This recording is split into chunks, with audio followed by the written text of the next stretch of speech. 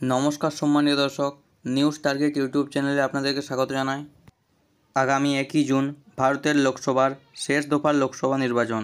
এই দফায় পশ্চিমবঙ্গের মোট 9টি আসনে লোকসভার ভোট রয়েছে। এই 9টি আসন হল বারাসাত, দমদম, বসিরহাট, জয়নগর, মথুরাপুর, ডায়মন্ড হারবার, যাদবপুর, কলকাতা দক্ষিণ এবং কলকাতা উত্তর। এই 9টি আসনের মধ্যে কোন আসনে কোন প্রার্থী সম্ভাব্য জয়লাভ করতে পারে তাই নিয়ে বিস্তারিত আলোচনা করব আজকের এই ভিডিওতে। তার আগে ছোট্ট একটি অনুরোধ, চ্যানেল নতুন হয়ে থাকলে চ্যানেলটি সাবস্ক্রাইব করে দিন এবং পাশে থাকা বেল আইকনটি বাজিয়ে দিন।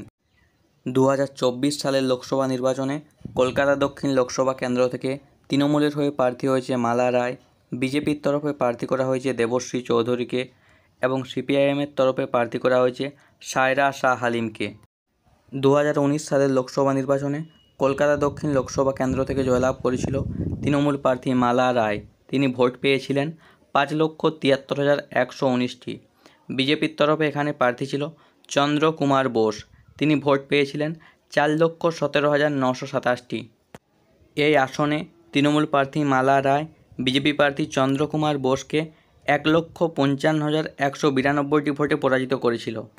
বিভিন্ন স্বনামধন্য নিউজ চ্যানেলের সমীক্ষা ও রাজনৈতিক বিশ্লেষকদের পর্যবেক্ষণের মাধ্যমে যেমনটা জানা যাচ্ছে, কলকাতা দক্ষিণ লোকসভা কেন্দ্র থেকে সম্ভাব্য জয়লাভ করতে পারে তৃণমূল প্রার্থী মালা রায়। 2024 সালের লোকসভা নির্বাচনে কলকাতা উত্তর লোকসভা কেন্দ্র থেকে তৃণমূলের হয়ে প্রার্থী হয়েছে সুদীপ বন্দ্যোপাধ্যায়, বিজেপির তরফে প্রার্থী করা হয়েছে ডক্টর তাপস রায়কে এবং কংগ্রেসের তরফে প্রার্থী করা হয়েছে প্রদীপ ভট্টাচার্যকে। 2019 সালের লোকসভা নির্বাচনে কলকাতা উত্তর লোকসভা কেন্দ্র থেকে জয়লাভ করেছিল তৃণমূল কংগ্রেসের প্রার্থী সুদীপ বন্দ্যোপাধ্যায়। তিনি ভোট পেয়েছিলেন 4,74,891টি, অর্থাৎ মোট ভোটের 49.96%। বিজেপির তরফে এখানে প্রার্থী ছিল রাহুল সিনহা। তিনি ভোট পেয়েছিলেন 3,47,796টি, অর্থাৎ মোট ভোটের 36.59%। সিপিআইএমের তরফে এখানে প্রার্থী ছিল কনিনিকা বোস। তিনি ভোট পেয়েছিলেন 71,080টি, অর্থাৎ মোট ভোটের 7.48%। কলকাতা উত্তর লোকসভা আসন থেকে তৃণমূল প্রার্থী সুদীপ বন্দ্যোপাধ্যায় বিজেপি প্রার্থী রাহুল সিনহাকে 1,27,095টি ভোটে পরাজিত করেছিলেন।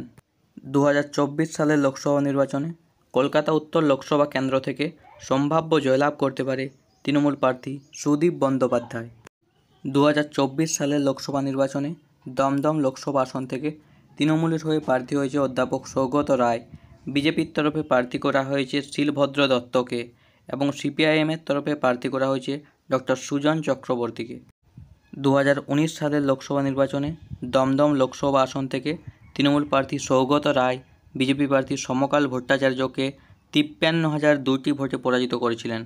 2024 সালের লোকসভা নির্বাচনে দমদম লোকসভা আসন থেকে সম্ভাব্য জয়লাভ করতে পারে তৃণমূলের প্রার্থী অধ্যাপক সৌগত রায়।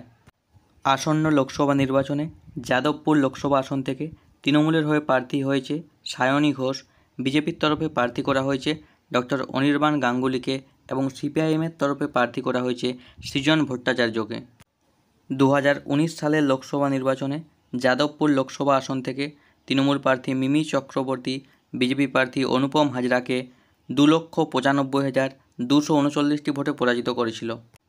আসন্ন লোকসভা নির্বাচনে যাদবপুর লোকসভা আসন থেকে বিপুল পরিমাণে অ্যাডভান্টেজ নিয়ে এগিয়ে থাকতে পারে তৃণমূলের প্রার্থী সায়নী ঘোষ। 2024 সালের লোকসভা নির্বাচনে বসিরহাট লোকসভা আসন থেকে তৃণমূলের হয়ে প্রার্থী হয়েছে হাজি নুরুল ইসলাম, বিজেপির তরফে প্রার্থী করা হয়েছে শ্রীমতী রেখা পাত্রকে, সিপিআইএমের তরফে প্রার্থী করা হয়েছে নিরাপদ সর্দারকে।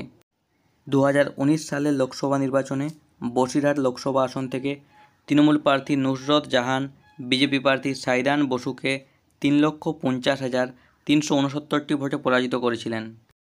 2024 সালের লোকসভা নির্বাচনে বসিরহাট লোকসভা আসন থেকে অ্যাডভান্টেজ নিয়ে এগিয়ে থাকতে পারে বিজেপি প্রার্থী রেখা পাত্র। 2024 সালের লোকসভা নির্বাচনে বারাসাত লোকসভা আসন থেকে তৃণমূলের তরফে প্রার্থী করা হয়েছে কাকলি ঘোষ দস্তিদারকে, বিজেপির তরফে প্রার্থী করা হয়েছে স্বপন মজুমদারকে এবং সিপিআইএমের তরফে প্রার্থী করা হয়েছে সঞ্জীব চ্যাটার্জিকে।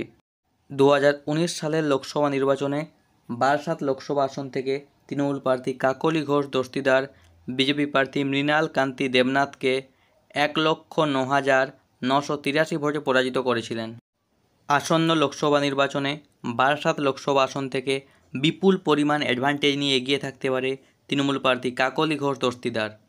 2024 সালের লোকসভা নির্বাচনে মথুরাপুর লোকসভা আসন থেকে তৃণমূলের হয়ে প্রার্থী হয়েছে বাপি হালদার, বিজেপির তরফে প্রার্থী করা হয়েছে অশোক পুরোহিতকে এবং সিপিআইএমের তরফে প্রার্থী করা হয়েছে ডক্টর শরৎচন্দ্র হালদারকে। 2019 সালের লোকসভা নির্বাচনে মথুরাপুর লোকসভা আসন থেকে তৃণমূল প্রার্থী চৌধুরী মোহন জাটুয়া বিজেপি প্রার্থী শ্যামাপ্রসাদ হালদারকে 2,03,974 ভোটে পরাজিত করেছিলেন।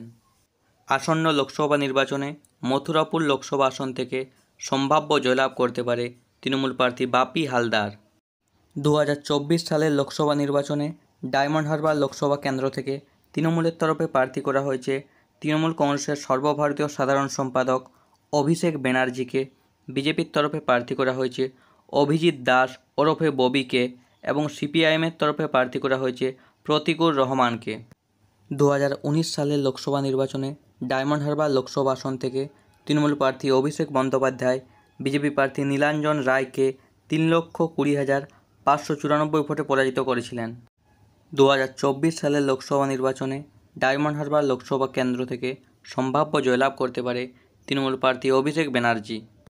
2024 সালের লোকসভা নির্বাচনে জয়নগর লোকসভা আসন থেকে তৃণমূলের তরফে প্রার্থী করা হয়েছে প্রতিমা মণ্ডলকে, বিজেপির তরফে প্রার্থী করা হয়েছে ডক্টর অশোক কান্ডারিকে এবং সিপিআইএমের তরফে প্রার্থী করা হয়েছে সমরেন্দ্রনাথ মণ্ডলকে। 2019 সালের লোকসভা নির্বাচনে জয়নগর লোকসভা আসন থেকে তৃণমূল প্রার্থী প্রতিমা মণ্ডল বিজেপি প্রার্থী অশোক কান্ডারিকে 3,16,775 ভোটে পরাজিত করেছিল। 2024 সালের লোকসভা নির্বাচনে জয়নগর লোকসভা আসন থেকে সম্ভাব্য জয়লাভ করতে পারে তৃণমূল প্রার্থী প্রতিমা মণ্ডল। বন্ধুগণ, আজকের ভিডিও এই পর্যন্তই। ভিডিওটি ভালো লাগলে ভিডিওতে একটি লাইক করুন, চ্যানেলে নতুন হয়ে থাকলে চ্যানেলটি সাবস্ক্রাইব করে দিন এবং পাশে থাকা বেল আইকনটি বাজিয়ে দিন, যাতে এই চ্যানেলের সমস্ত ভিডিওর নোটিফিকেশান সবার প্রথমে তোমাদের কাছে পৌঁছে যায়। ভিডিওটি দেখার জন্য অসংখ্য ধন্যবাদ।